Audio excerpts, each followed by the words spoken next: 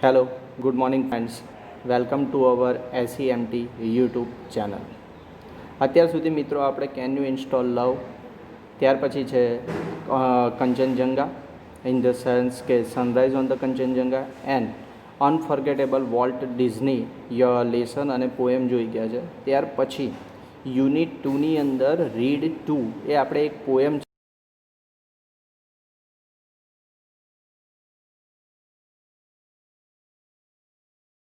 આવેલી છે કે સેફર મીન્સ કે જે શેપ આપનારો હોય તે મીન્સ કે ઘડવૈયો જે કોઈપણ વસ્તુને શેપ આપે છે ઇન ધ સેન્સ કે ભાઈ ઘડે છે એ સેન્સની અંદર છે. હરીન્દ્રનાથ ચટ્ટોપાધ્યાય એ આપણા ઇન્ડિયાના બહુ સારા એવા જાણીતા પોએટ છે અને એમની પોએમ એકદમ સમજમાં આવે એવી નથી હોતી. અહીં આગળ આ પોએમની અંદર 4 અલગ અલગ સ્ટેન્જાની વાત કરવામાં આવેલી છે અને તમને લાઈફના આપણે એવું કહીએ કે લાઈફના આપણે 4 પડાવ હોય છે કે ભાઈ બાળપણ હોય છે, યુવાન અવસ્થા હોય છે, પછી આપણી મિડલ એજ અને ત્યાર પછી આપણું ઘડપણ આવતું હોય છે. તો એ સેન્સની સાથે પણ આ પોએમને જોડેલી છે હરીન્દ્રનાથ ચટ્ટોપાધ્યાયે. તો ચલો મિત્રો આપણે શરૂ કરીએ આપણી પોએમ સેફર શેપ જે હરીન્દ્રનાથ ચટ્ટોપાધ્યાય થ્રુ લખવામાં આવેલી છે. કે જો સિમ્પલ વાત કરું આ પોએમની તો આ પોએમની અંદર એકચ્યુઅલ જે હરીન્દ્રનાથ ચટ્ટોપાધ્યાય પોતાના લાઈફની અંદર જે અનુભવો કર્યા છે તેનું એક મહત્ત્વ દર્શાવ્યું છે કે જેમ જેમ આપણી એજ વધતી જાય છે એમ એમ અલગ અલગ સમજ આપણી અંદર કેળવાતી જાય છે અને એ સમજને આપણે અલગ અલગ આપણા જીવન વ્યવહારની અંદર ઉપયોગમાં લેતા હોઈએ છીએ અને એની જ વાત બહુ સરસ રીતે આ પોએમની અંદર મેન્શન કરવામાં આવી છે. તો ચલો મિત્રો ધ્યાન આપો. અહીં આગળ હું ફર્સ્ટ સ્ટેન્જાથી શરૂ કરું છું. In days gone by I use to be a potter who would feel કે ઇન ડેઝ ગોન બાય એટલે કે જે દિવસો ગતા રહ્યા ઇન ધ સેન્સ કે ભૂતકાળની વાત કરેલી છે કે પસાર થઈ ગયેલા જે આપણા દિવસો છે તે આઈ યુઝ ટુ બી બરાબર કે હું હતો ઇન ધ સેન્સ કે હું કોઈ વસ્તુ યુઝ ટુનો મતલબ તમે લોકો શીખી ગયા છો મિત્રો કે ભૂતકાળમાં કોઈ વસ્તુથી તમે ટેવાયેલા હોય એ રીતનું મીન્સ કે હું હતો એવું કહી શકીએ. અ પોટર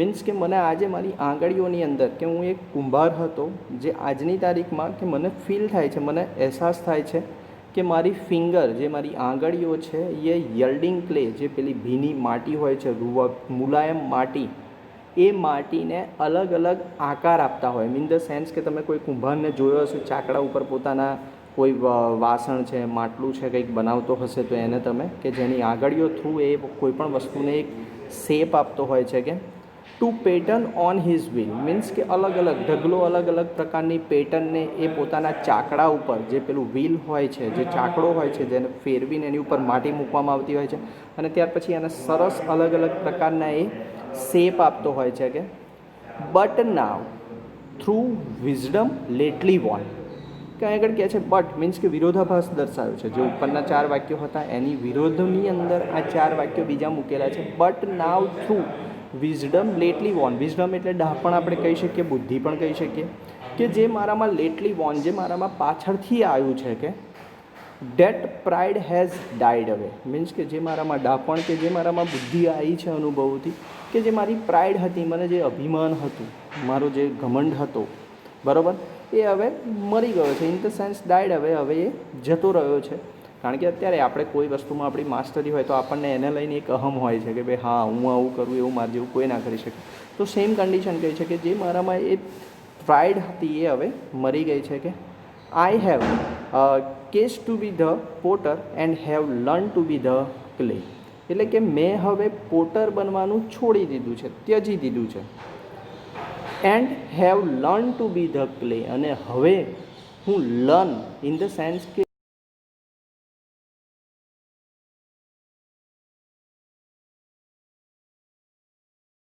એને તમે કોઈ પણ આકારમાં ઢળાવી શકો છો. ઇન ધ સેન્સ કે એને કોઈ પણ આકાર આપી શકો છો એ પ્રકારે. એટલે પોતાનું ખુદનું વ્યક્તિત્વ એવું હોવું જોઈએ કે જે કોઈ પણ પરિસ્થિતિ સાથે એ મેચ થઈ જાય, કોઈ પણ પરિસ્થિતિને એ સમજી અને એ પ્રમાણે એની સામે વ્યવહાર કરે. એવું સેમ વસ્તુ અહીં આગળ કહેવામાં આવ્યું છે કે બાળપણ એ જ વસ્તુ છે કે ભાઈ બાળપણમાં તમે ઘણી બધી વસ્તુઓ શીખતા હો છો. અને એ પ્રમાણે પોતાનું ઘડતર આગળ કેવું કરશો એ નક્કી થતું હોય છે. પણ તમારો વર્તન, તમારો વ્યવહાર એ કેવો હશે એના ઉપર આ દરેક વસ્તુ ડિપેન્ડ હોય છે. એવી જ રીતે હવે સેકન્ડ સ્ટેન્ડર્ડની જો હું વાત કરું તો કે in other days I use to be a poet through whose pen innumerable song would come to win the heart of main. કે ઇન અધર ડેઝ મીન્સ કે જે પાછલા વીતી ગયેલા જે બીજા દિવસો હતા તેની વાત કરેલી છે કે I use to be a poet in the sense કે એ કોણ હતો? પોએટ હતો, કવિ હતો, કે જે પોએમ્સ લખતો હોય. થ્રુ હુઝ પેન ઇન્યુમરેબલ અસંખ્ય સોંગ, અસંખ્ય ગીતો, મીન્સ કે એની પેન વડે, કે ભાઈ જે તેની પેન એની સાથે, મીન્સ કે પોએટની સાથે સરખાય છે કે ભાઈ તેની પેન વડે, કે જેની પેન વડે ઇન્યુમરેબલ અસંખ્ય સોંગ લખવામાં આવ્યા.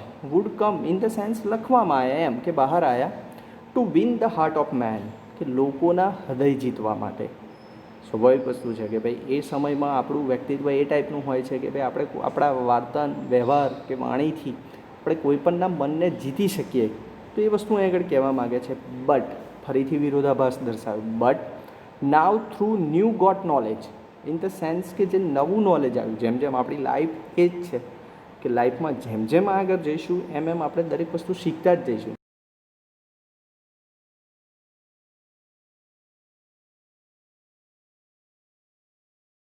નોલેજ કે મારામાં જે નવું નોલેજ આવ્યું છે એના through which I had not had so long કે જે નોલેજ મારામાં પહેલાંથી નહોતું, જે નોલેજ મારામાં પહેલાંથી નહોતું, જે હમણાં આવ્યું છે. કે જેમ જેમ તમે દુનિયાદારી શીખતા જશો, જેમ જેમ લાઈફમાં આગળ વધતા જશો એ નોલેજ તમારું વધતું જાય છે.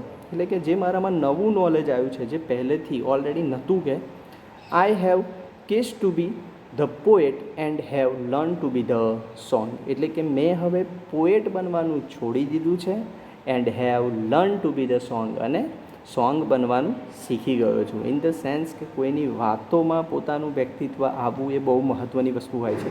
તો સેમ કન્ડિશન આપણા પોએટ આગળ આ જ વસ્તુ મેન્શન કરી રહ્યા છે.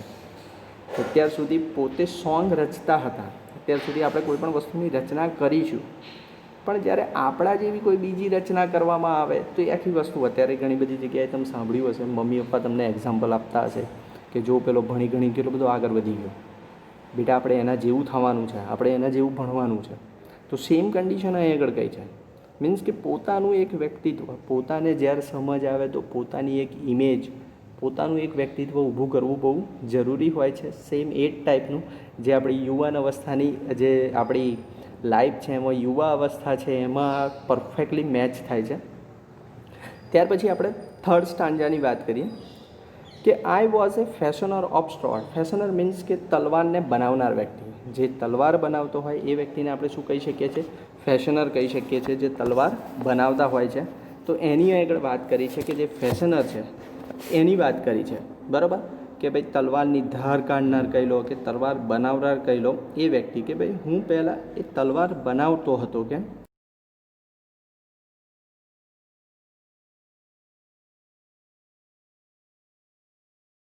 હવે ગતા રહે છે.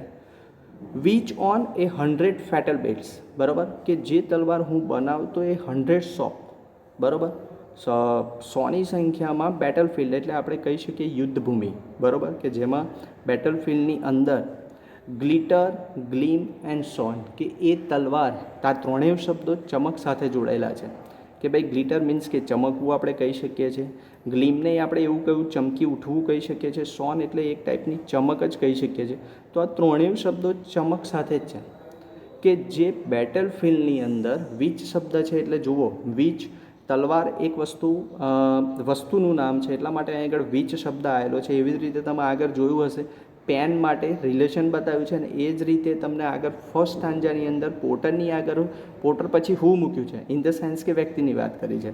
તો સેમ કન્ડિશન આગળ કહ્યું છે કે તલવારની, કે જે તલવાર એ બનાવતો હતો એ 100 ઓફ બેટલફિલ્ડ, કે યુદ્ધભૂમિની અંદર ચમકતી પોતાની એક શાન છોડતી ગઈ છે. કે but now that I am brimming with, બરાબર, કે અહીં આગળ તમને કહ્યું છે બ્રિમિંગ વિથ, કે અત્યંત હર્ષોલ્લાસ સાથે, બરાબર, કે એનામાં જે દમ હતું, જે આપણે બ્રિમિંગનો અર્થ એવો પણ કહી શકીએ છીએ કે જેના લીધે આપણને કોઈ કટ થયા હોય કે કંઈ વાગ્યું હોય એ સેન્સમાં પણ આપણે એને કરી શકીએ છીએ. But now that I am brimming with the silence of Lord, કે અત્યાર સુધી તો કે ભાઈ મારા માઇન્ડમાં હર્ષો ઉલ્લાસ હતો તલવાર બાબતે, પણ હવે હું એકદમ શાંત થઈ ગયો છું. કે ભગવાનના ચરણોમાં અહીં કહ્યું છે કે the silence of the lord, ભગવાનને લીધે અહીં આગળ હું કેવો થઈ ગયો છું, હવે શાંત થઈ ગયો છું. કે લાઈફમાં આપણે અમુક વર્ષ સમય પછી આપણે જાણતા હોઈએ છીએ કે મમ્મી પપ્પાએ કહેતા હશે કે ભાઈ હવે ભગવાનનું નામ લેવાનું શરૂ કરવું જોઈએ, હવે શાંત થઈ જવું જોઈએ, દુનિયાની મોહ માયા અમુક છોડી દેવી જોઈએ. સેમ કન્ડિશન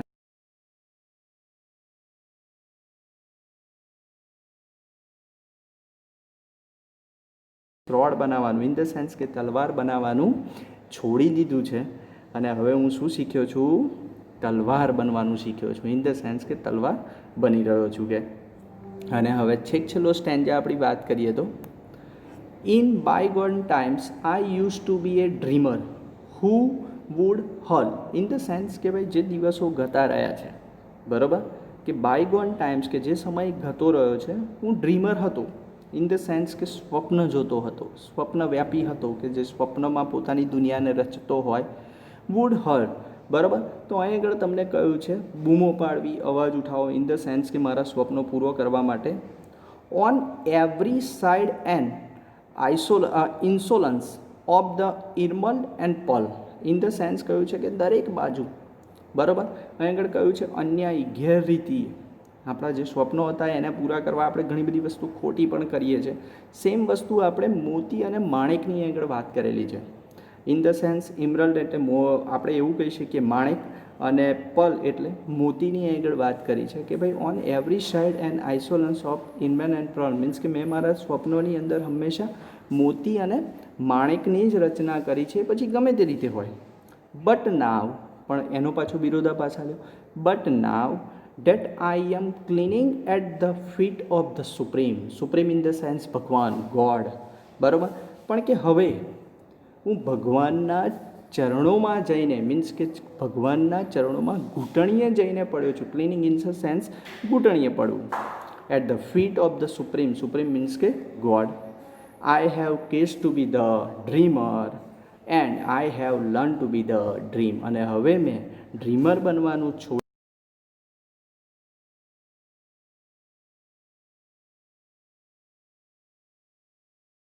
હવે સ્વપ્ન પોતે બનવું છે. ઇન ધ સેન્સ કે આ પોયમ એ લાઈફના મહત્ત્વના જે આપણા 4 પડાવ છે એના વિશે બહુ સરસ કહી રહી છે આપણને. હરીન્દ્રનાથ ચટ્ટોપાધ્યાય એ કોઈ મામૂલી પોએટ નહોતા, બહુ જેવા તેવા પોએટ આપણે કહીએ એવું નહોતું. એમની પોયમ સમજવી એ ઘણી અઘરી હોય છે.